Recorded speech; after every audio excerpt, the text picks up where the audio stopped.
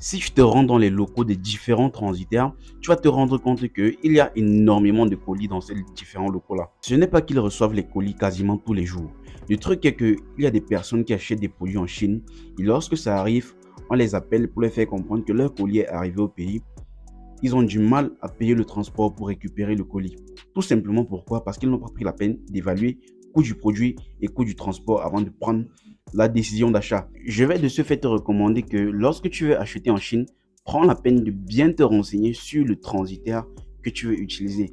Prends la peine de te rassurer que tu maîtrises absolument toutes les informations sur le transitaire que tu veux utiliser. Les coûts, les délais, absolument tout.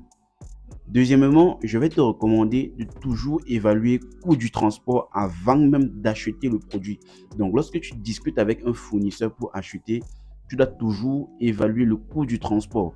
Oui, dans la formation que je mets à ta disposition, il y a un module qui te montre exactement comment tu fais pour calculer ton coût du transport afin de savoir si ton achat sera rentable ou pas, afin de savoir si tu transportes ton produit par avion ou par bateau. Dans tous ces détails-là, tu dois savoir cela avant de décider d'acheter un produit ou pas. Il ne faudrait pas que tu commandes un produit, ça arrive au pays, on te donne le transport à payer, tu es totalement tétanisé, tu es totalement démoralisé. Donc, c'est tous ces détails-là qu'il faut prendre en compte. Troisièmement, lorsque tu veux acheter, prends la peine de toujours te rassurer que le produit est beaucoup plus rentable pour toi en achetant en Chine plutôt que localement.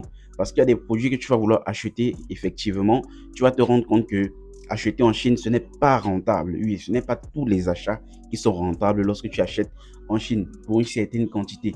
Tu vois, il y a des produits, tu vas vouloir acheter, tu vas évaluer le coût du transport et le coût du produit. En Chine, ça coûte combien? Ici au pays, ça coûte combien? Ok.